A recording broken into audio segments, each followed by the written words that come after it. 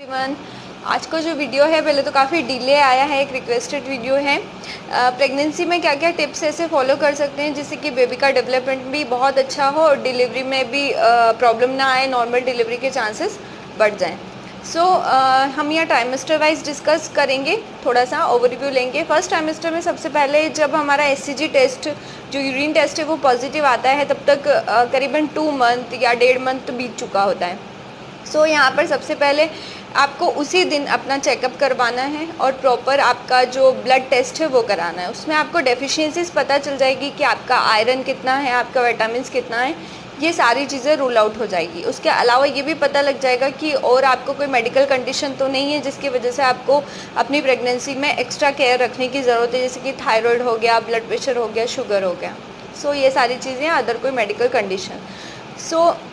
ये सबसे पहले पता लगेगा। अब ये पता लगने के बाद में आपको 4 चीज़ें जो हमारी पूरी ही प्रेगनेंसी में डाइट में सबसे ज़्यादा लेनी है, वो है प्रोटीन, आयरन, आपका विटामिन्स और आपका जिंक और कुछ मिनरल्स एंड आपका जो कैल्शियम है वो सबसे ज़्यादा, जो मेनली आयरन कैल्शियम की जो मेडिसिन है वो आपको सप्लीमेंट्स के लिए लेनी ही है, बट उसके अलावा एडिशनल आपको डाइट में भी वो सारी चीज़ें बढ़ानी है। यहाँ पर हमको जो वेट गेन करना है इसका आपको ध्यान रखना है कि आपका जो वेट गेन हो रहा है वो सिर्फ आपका वेट गेन नहीं होना चाहिए, उससे आपका बेबी का डेवलपमेंट कितना अफेक्ट हो रहा है ये आपको 1-2 महीने में पता लग जाता है कि आप जो खा रही हैं उससे बच्चे की ग्रोथ पे क्या इफेक्ट आ रहा है या फिर सिर्फ आपका ही वेट बढ़ रहा है, बेबी का डेवलपमेंट अच्छे से नहीं हो रहा है। ऐसा कब होता है? जबकि आप हेल्दी डाइट नहीं लेती। हेल्दी डाइट में वो सारी चीज़ें आएगी जो प्रिजर्वेटिव से फ्री हो, जो रेडी टू ईट फूड नहीं हो, जंक फूड नहीं हो, स्पाइसेस नहीं हो, जिसमें सबसे ज़्यादा न्यूट्रिएंट वैल्यू हो, जैसे कि फ्रूट्स हो गए, आपके सारे नट्स हो गए,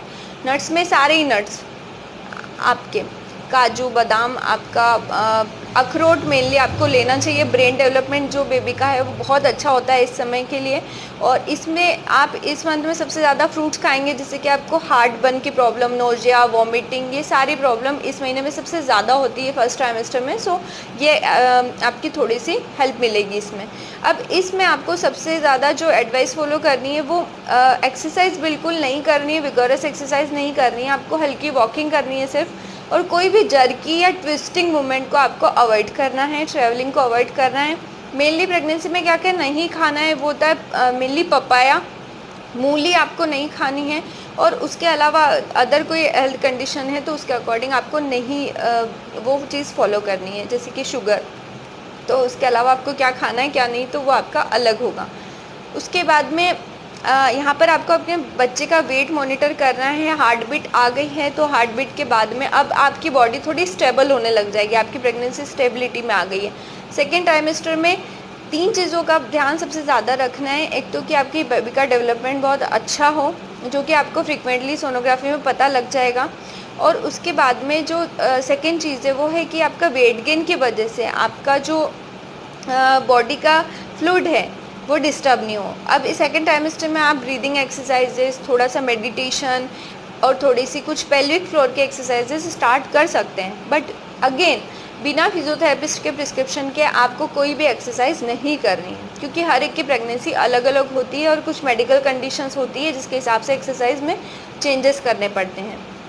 उसके बाद में आपको ये ट्राइमेस्टर, सेकेंड ट्राइमेस्टर ख़त्म होने के बाद सबसे पहले अपना एनोमली स्कैन ज़रूर करवाना है। एनोमली स्कैन नॉर्मल सोनोग्राफी से अलग होता है। एनोमली स्कैन के लिए आपको अपने गायनिक को खुद बोलना पड़ेगा, क्योंकि अगर आपकी कोई प्रीवियस हिस्ट्री फैमिली की नहीं है या आपकी एज का क्राइटेरिया भी हाई रिस्क में नहीं आता है तो कई बार गायनिक नहीं लिखती है, आपको लिखवाना है, आपको एनोमली स्कैन करवाना है। एनोमली स्कैन बहुत ज़रूरी है ये जानने के लिए कि अभी तक आपके बेबी का डेवलपमेंट कैसा हुआ है, अच्छे से हुआ है या नहीं हुआ है। सारी ही प्रेगनेंसी में, पूरी प्रेगनेंसी के दौरान, स्पेशली इन फर्स्ट ट्राइमेस्टर, आपको बिना मेडिसिन कोई भी प्रिस्क्रिप्शन के नहीं लेनी है, चाहे वो नॉर्मल पेन किलर ही क्यों ना हो, कोई भी मेडिसिन आपको बिना प्रिस्क्रिप्शन के नहीं लेनी है। यहाँ पर आपको कुछ डिओज, कुछ आपके कॉस्मेटिक प्रोडक्ट्स भी चेंज करने, जिसमें पैराबेन्स और कुछ ऐसे केमिकल्स होते हैं जो आपकी बॉडी के लिए हार्म करते हैं, क्योंकि हमारी स्किन में हम कुछ भी अप्लाई करते हैं तो डायरेक्ट ब्लड में जाता है।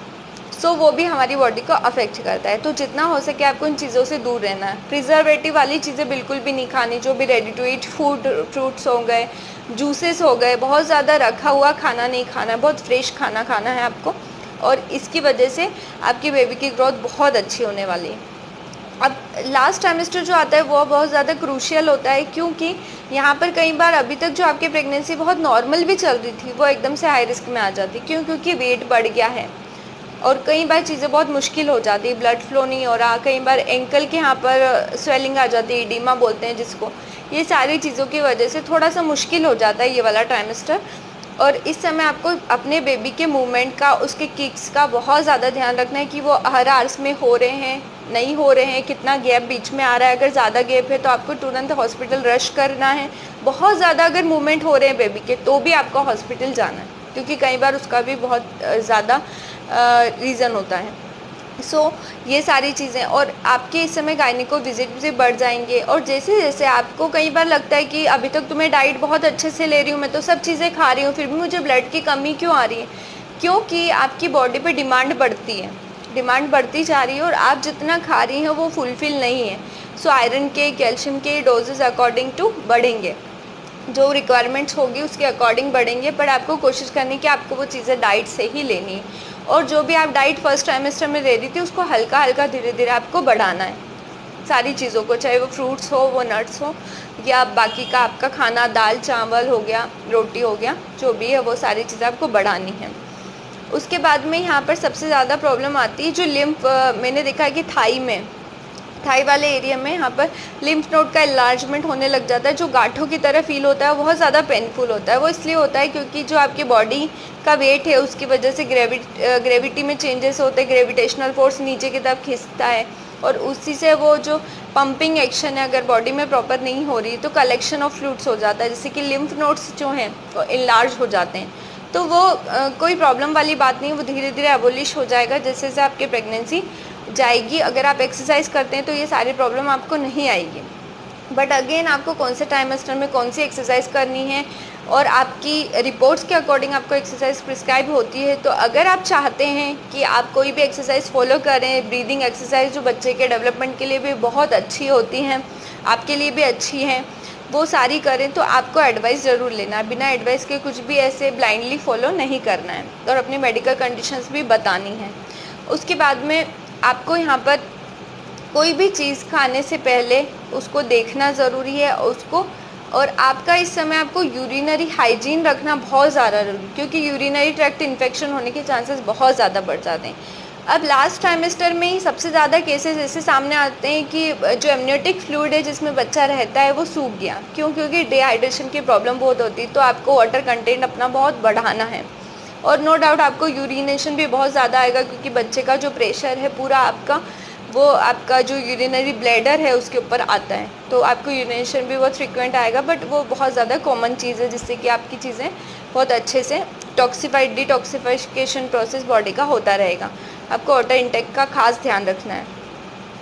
और अगेन मैं आपको एडवाइस करूँगी, एक पर्सनल एडवाइस, कि अगर आप प्रेगनेंसी की स्टेज में हैं तो अपने मूड स्विंग को अवॉइड करने के लिए आपको 3 चीज़ें करनी हैं। आप अच्छी अच्छी बुक्स पढ़ सकती हैं, आध्यात्मिक बुक्स अगर आपको पढ़नी है तो वो पढ़ सकती हैं, कुछ कॉमिक्स पसंद है तो वो पढ़ सकती हैं, और आप एक प्रेगनेंसी एप्स होते हैं मोबाइल में बहुत सारे, तो वो फॉलो करें। उसकी वजह से क्या होगा, साइकोलॉजिकल इम्पैक्ट बहुत अच्छा आएगा। वो ये कि वहाँ पर बहुत सारी ऐसी लेडीज़ होंगी जो सेम प्रोसीजर से गुजर रही है, सेम प्रेगनेंसी का प्रोसीजर है, किसी की फर्स्ट है, किसी की सेकंड है, तो एक्सपीरियंस लेडीज़ भी वहाँ पर होती हैं। कई बार आपकी छोटी मोटी प्रॉब्लम का सॉल्यूशन आपको वहाँ पर बहुत इजीली एक कमेंट करके मिल जाता है। और उसके बाद में जो माइलो ऐप है, मैंने जो फॉलो किया था, वो आपको पिक करके देता है, आपको नोटिफाई करता है रोज़ के आपकी जो बेबी का वेट है वो आज के अकॉर्डिंग कितना होना चाहिए, या आपके बेबी का जो डायमीटर है, हाइट है उसकी, वो कितनी बढ़ गई होगी। तो ये बहुत अच्छी चीज़ है, आपको एक अलग ही फेस का एहसास होगा। आप ये फॉलो कर सकते हैं, ये आपको बहुत बेनिफिशियल होगा।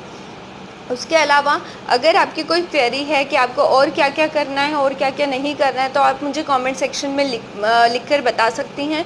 आई होप कि ये वीडियो आपको थोड़ा सा हेल्पफुल रहा होगा। उसके अलावा बहुत सारे लोग मेरे ऐसी वीडियो देखने के बाद बोलते हैं कि अरे डाइट तो बताई ही नहीं कि क्या खाना है क्या नहीं खाना है। तो वो अगर आप चाहते हैं तो वो मैं कस्टमाइज़ करके दे सकती हूँ, अगर आप पर्सनली मुझे कांटेक्ट करते हैं तो।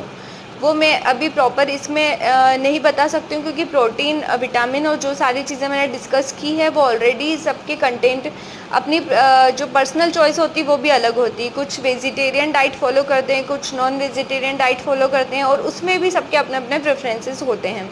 सो वो पूरी तरह कस्टमाइज़ होगा। अगर आपको डाइट प्लान चाहिए अपने लिए तो आप मुझे कांटेक्ट कर सकते हैं। आई होप ये वीडियो हेल्पफुल रहा होगा। अगर कोई क्वेरी है तो कमेंट में लिखकर आप मुझे बता सकती हैं। Thank you.